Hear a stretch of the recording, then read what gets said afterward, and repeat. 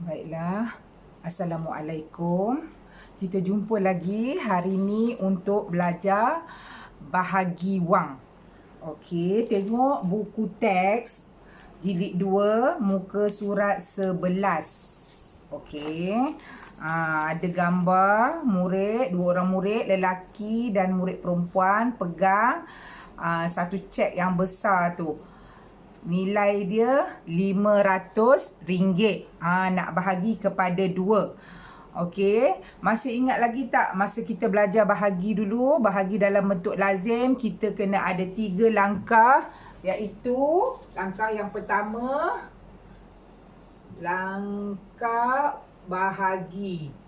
Okey, ini langkah bahagi dalam bentuk lazim. Yang pertama mesti hafal sifir.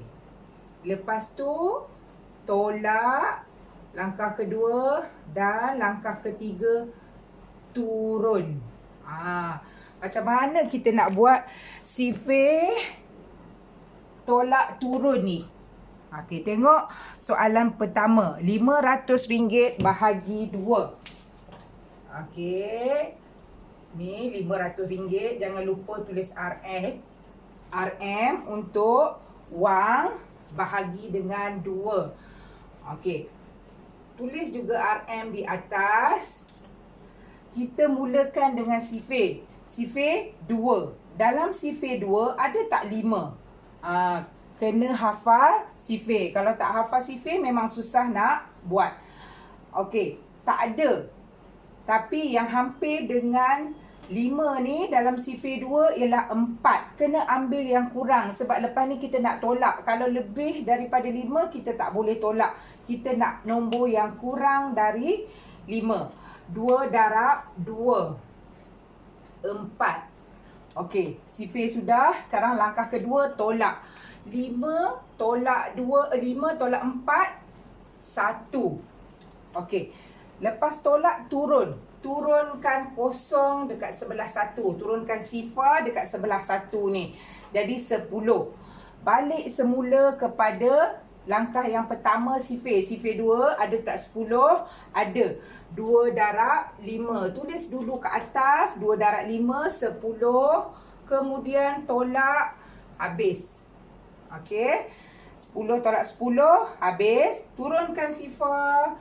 Okey. Dalam sifir 2, ada tak sifar? Tak ada. Sifar. Sifar tolak sifar, habis. Ini ialah cara buat bahagi dalam bentuk lazim. Kau ada yang dah lupa. Hari tu kita dah belajar bahagi kan sebelum kita masuk tajuk pecahan. Okey, itu contoh yang pertama. Jadinya kat sini kalau ada RM500 nak bahagi kepada 2 orang, seorang dapat RM250. Okey. Untuk contoh yang kedua, cikgu harap yang ni boleh faham. Kita nak bahagi kepada 10.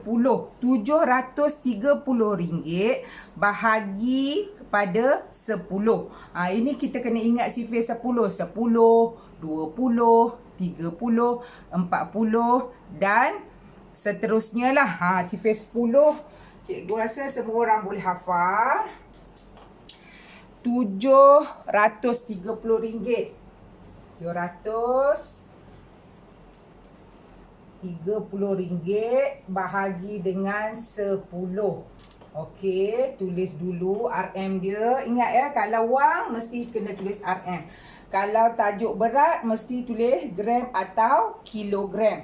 Kalau tajuk isi padu cecair mesti ada liter, mililiter, dan begitu juga tajuk masa dan waktu mesti ada unit minit, saat. Kena unit kena tulis. Okey, dalam sifir 10 ada tak 7?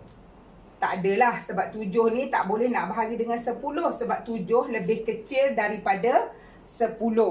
Jadi kita tengok 73, nombor terus nombor di sebelah 7. Jadi 73 ada tak dalam sifir 10?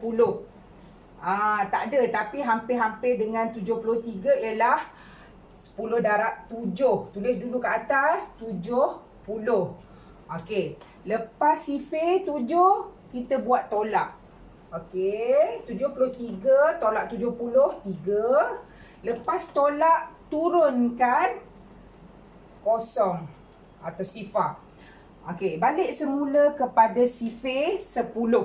Okey. Sifar 10 ada tak 30? Ada. 10 darab 3, 30. Okey, tolak. Habis kat situ.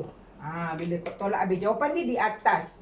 Bahagi ni tak sama dengan darab atau tambah dan tolak. Jawapan dia di bawah. Ini jawapan dia di atas bila kita buat bentuk lazim.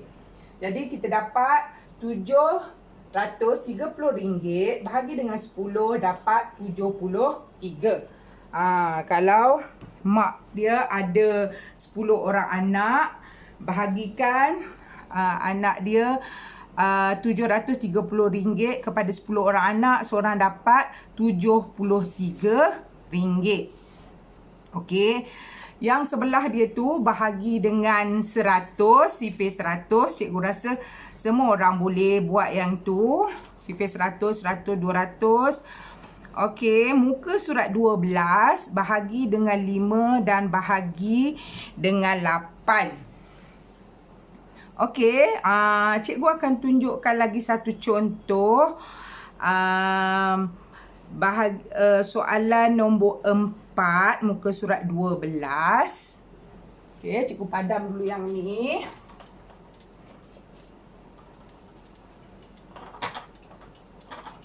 Okey. Soalan dia RM8 bahagi 5. Boleh ke kita buat RM8 bahagi dengan 5 macam ni? Mestilah macam susah sikit sebab nombor ni kecil sangat. Kita besarkan RM8 ni, jadikan ada titik perpuluhan.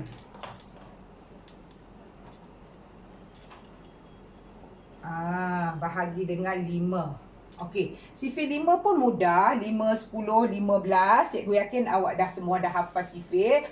Okey, dalam sifar 5 ada tak 8? Tak ada. Yang hampir-hampir dengan 8, 5 lah. Maknanya 5 darab 1, 5.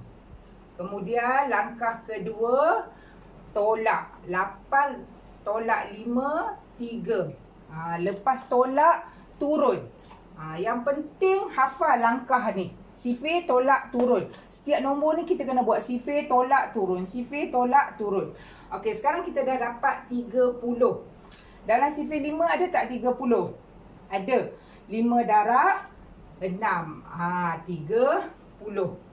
Okey, kalau ada perpuluhan, letak perpuluhan sebaris dengan titik perpuluhan yang di bawah. Okey, membezakan ringgit dan sen. 30 tolak 30 habis, turunkan kosong, kosong, sifar bahagi 5, sifar. Okey. Dapat RM8 bahagi dengan 5, dapat RM1.60. Okey, itu contoh nombor 4. Sekarang kita tengok pula latihan dalam buku aktiviti. Okey, dalam buku aktiviti, latihan dia muka surat 84. Okey. Satu muka surat saja kita perlu buat, tapi kena buat betul-betul lah. Setiap nombor tu kena sifar, tolak, turun. Okey, cikgu bagi contoh soalan C. RM2,142 bahagi dengan 7. Tengok betul-betul ya.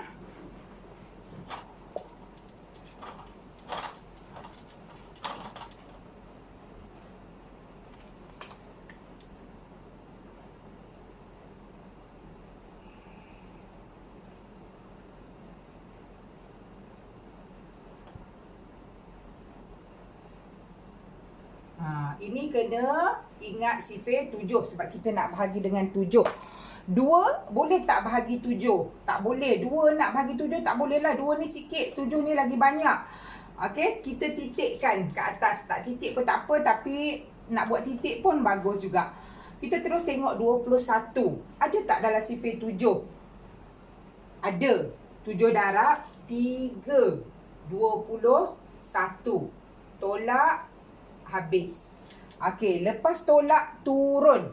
Turunkan 4. 4 boleh tak bahagi 7? Tak boleh. Sebab 4 ni sikit. Nak bahagi dengan 7 kurang. Jadi kita letak dulu sifar kat atas ni. Turunkan nombor 2 di sebelah 4. Kita dapat 42. 42 bahagi dengan 7. Dapat 7 darab berapa? 42. 7 darab 6. 42. Tolak. Lepas turun, kita tolak, habis. Jawapan dia RM306. Sifar ni tak ada titik kat depan ni, bukanlah menandakan sen atau ringgit. Ni ataupun kosong kat sini sifar. Tapi kalau tak perlu buat sifar pun tak apa. Kita hanya buat titik sahaja di sini. Okey? Boleh faham? Okey, lagi satu contoh di muka surat 84. Kita buat yang panjang sikit lah. Yang F tu. Tadi cikgu bagi C, sekarang F. Melibatkan bahagi 1000. Ini pun tak susah sifar 1000. 1000, 2000, 3000. Okey. 4900 bahagikan dengan 1000. Okey, tulis dulu simbol dia, ringgit Malaysia, RM. Okey, 4 boleh bahagi dengan 1000? Tak boleh, titik. 49 boleh tak bahagi dengan 1000? Pun tak cukup, titik.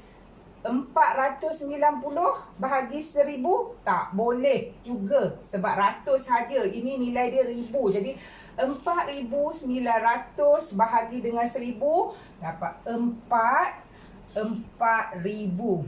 Okey, di mana 1000 darab 4, 4000. Lepas sifar tolak. Kita dapat 900. Okey, lepas tolak turun. Turunkan sifar kat sini. Letak sifar kat sini, letak titik perpuluhan kat sini.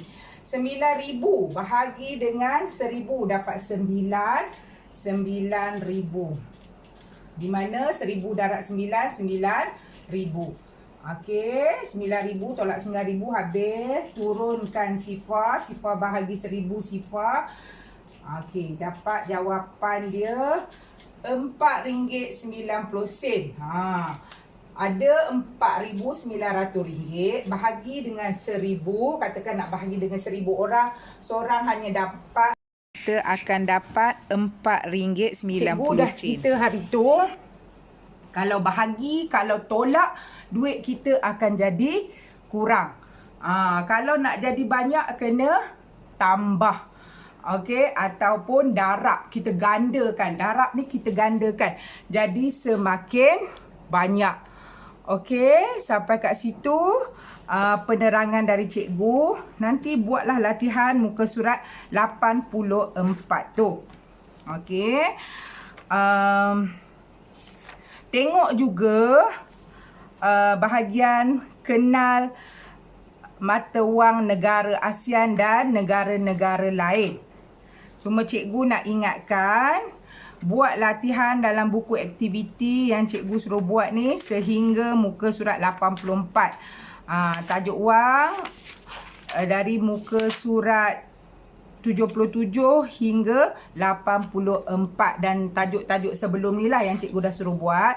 Lepas tu hari Jumaat ke hari Sabtu, Ahad minggu depan, minta ibu bapa hantar buku aktiviti di sekolah. Cikgu akan sediakan kotak dekat dengan surau.